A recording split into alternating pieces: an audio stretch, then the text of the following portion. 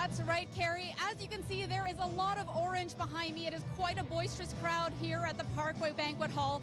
Tom Mulcair is actually still here, and he is meeting with supporters right now. He just made a speech where he spoke about everything from childcare to Bill C-51 to his plan to bring postal service door-to-door back to Canada. And the main message from teachers here is that they are united in solidarity and don't plan to back down anytime soon.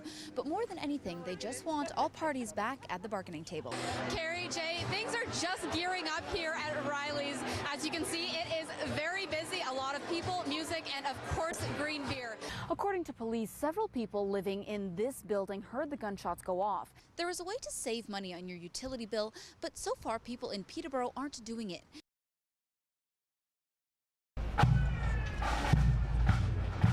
Beneath an overcast sky, the Canadian flag blows softly, high above the Peterborough Cenotaph, where thousands of families, children and veterans have gathered to remember. In Flanders Fields, the poppies glow between the crosses, row on row. We are the dead. Short days ago we lived, felt dawn, saw sunset glow, loved and were loved, and now we lie in Flanders Fields.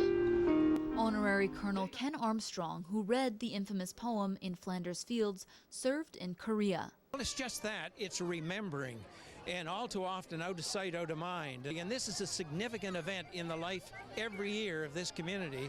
It brings into focus just what has gone before us.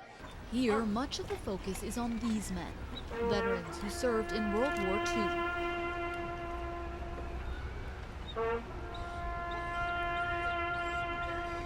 Bill Goodman was one of them. He served in the Navy on the English Channel Striking Force. Well, I've often think to a lot of the people that are not here over the years, like especially a lot of my Navy friends. Which is why he says it's so important for children to be a part of the Remembrance Day ceremonies. They have to keep this memory going. And here they did, by laying wreaths and decorating them with their own poppies.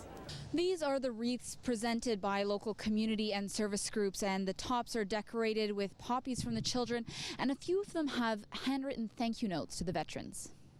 And then there's this. One by one, children handed notes and pictures to the veterans. They make them, they give them to you.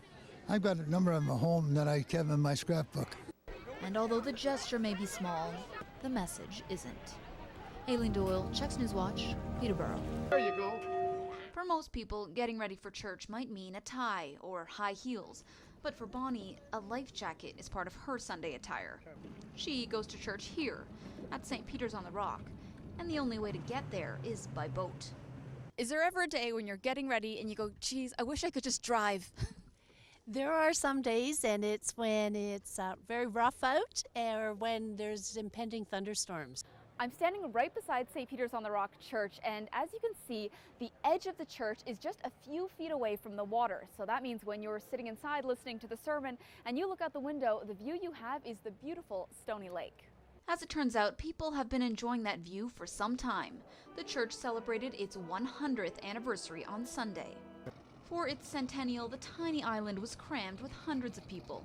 Some in the church, others under a tent, and a few chose a different kind of seat. Really nothing has changed. People still come in canoes that probably a lot of them were here 100 years ago. Everything from the decor to the dress code showed that this church is not a conventional one. Now I'm in the struggle singing I can't leave. These singers say they are singing for justice. Justice for Abdi Hassan, a Somali refugee who died at Peterborough Regional Health Centre in June. Before being transferred to PRHC, he was being detained at the Lindsay jail. Abdi, his family, his community, the years, the hours that he will not be able to spend with them, we want that time back. The details of Abdi's death are few and far between. The only available information comes from a Special Investigations Unit report that says Abdi died after being restrained by officers and health professionals. The people here belong to the End Immigration Detention Network, and they want to know more. 2 months later, we still have no justice for Abdi. Today, they dropped a petition off at the Ministry of Correctional Services with 1,500 signatures demanding a coroner's inquest. But that information can lead to systemic change. This is Sturgeon Lake, or at least a bayou close to it, near Hickory Beach. And this is what's in it. Sludge and weeds. Well, over the last number of years, the weeds have just been getting thicker and thicker. And for residents living on the water, it has become a major problem. Pretty hard to get in and out with your boats, and especially down at this end of it. So local resident Bill Hillman decided to call up the City of Kawartha Lakes biologist to see what could be done. Well, it turns out his timing couldn't have been better.